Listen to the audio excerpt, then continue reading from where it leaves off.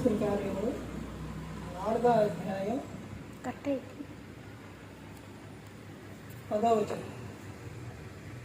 మీరందరూ ఇశ్రాయేలు ప్రజలందరూ తెలుసుకోవలసినదేమనగా, మీరు సిలువ వేసినట్టు మృతుల నుండి దేవుడు లేపినట్టు నజరేయుడైన యేసుక్రీస్తు నామమున వీడు స్వస్థత పొంది మీ ఎదుట నిలుచుతున్నారు.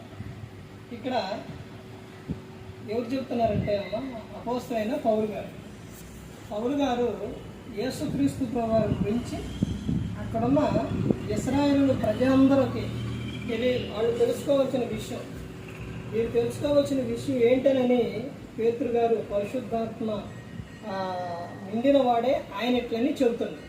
ఏమని చెప్తున్నారంటే, అక్కడ ఒక వ్యక్తి ఉన్నారు, ఆ వ్యక్తి స్వస్థత పడ్డి నిలబడ్డాడు.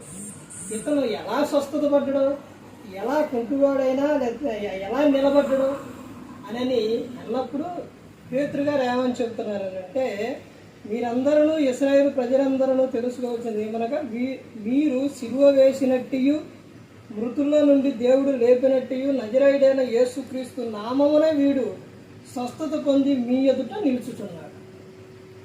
నజరేయుడైన యేసుక్రీస్తు నామమునే స్వస్థత పొంది. నజరేయుడు అని ఎందుకు వచ్చిందంటే ఆయన నజరేతులో పెరిగారు కాబట్టి, అందుకనే నజరేయుడైన యేసు అని అన్నారు. స్వస్థత విడుదల ప్రతి ఒక్కటి కూడా యేసుక్రీస్తు నామమునే జరిగింది, ఆ నామమునే జరిగింది. ఆయనకు అంత అధికారం, యేసుక్రీస్తు ప్రభువారికి అంత అధికారం ఎలా వచ్చిందని అంటే, ఆయన ఎంతో దీనత్వం కలిగి ఉన్నారు, ఎంతో తగ్గించుకొని ఉన్నారు. ఆయన తగ్గించుకొని ఉన్నారు కాబట్టి తండ్రి అయిన దేవుడు యేసుక్రీస్తు ప్రభువుని హెచ్చించారు. ఫిలిప్పీయులు రాసిన పత్రిక 4వ అధ్యాయంలో ఉంటున్నారు. ఎంతగా హెచ్చించారు అని అంటే, ప్రతి నామం కూడా పైన ఆకాశం అందే కానీ, కింద భూమి అందే కానీ, భూమి కింద నేల అందే కానీ, ఎక్కడైనా కానీ ప్రతి ఒక్కరూ కూడా ఆయన ఎదుట సాగలుగుతారు.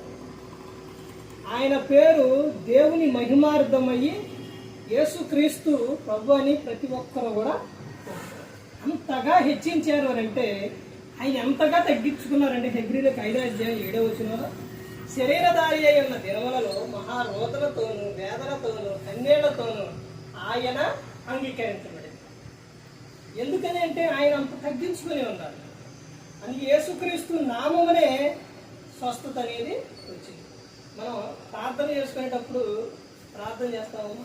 అప్పుడు ప్రార్థన చేసుకునేటప్పుడు ఎవరు మొదలు పెడతారు? అందరూ కూడా ఎక్కువ అసలు ప్రార్థన ఎలా మొదలు పెడతారంటే, పరలోకమందున్న మా తండ్రి అని మొదలు పెడతారు. అంటే ఎవరికి చేస్తాం, ఎవరితో మొదలు పెడతామంటే తండ్రితో మొదలు పెడతాం. మొత్తం కూడా ప్రార్థన అంతా కూడా ఈ తండ్రికే చెబుతాం. తండ్రి నాకు ఇది కావాలి, తండ్రి తండ్రి అని చెప్తాం.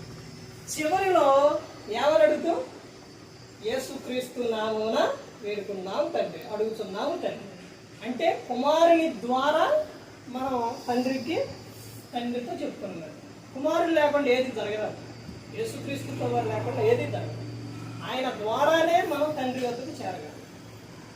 మనకి దేవునికి అంటే దేవునికి నరునికి మధ్యవర్తి ఎవరు అని అంటే యేసుక్రీస్తు ప్రభువు. ఆయన ద్వారానే పర్వం, ఆయన ద్వారానే స్వస్థత అనేది, విడుదల అనేది ఉంటుంది. మనం దేవునికి చెప్పుకున్నప్పుడు ఫిలిప్పీయులకు 4వ అధ్యాయం 19వ వచనం 4 నుంచి ఏమని ఉంటుందంటే, 4 నుంచి మొత్తం చెప్పుకున్న తర్వాత 19లో ఏమని ఉంటుందంటే, కాగా దేవుడు తన ఐశ్వర్యం చొప్పున క్రీస్తు యేసునందు మహిమలో మన ప్రతి అవసరం కూడా తీరుస్తాడు. మన ప్రతి అవసరం తీర్చేది, మన స్వస్థత కలిగేది, ఇవన్నీ స్వస్థపరిచేది, ఇవన్నీ చేసేది ఎవరనంటే యేసుక్రీస్తు. తండ్రి అయిన దేవుడు యేసుక్రీస్తు ప్రభువుకి అంత అధికారం ఇచ్చేది. సరే, నమస్తే మీకు వందనాలు. ప్రార్థన.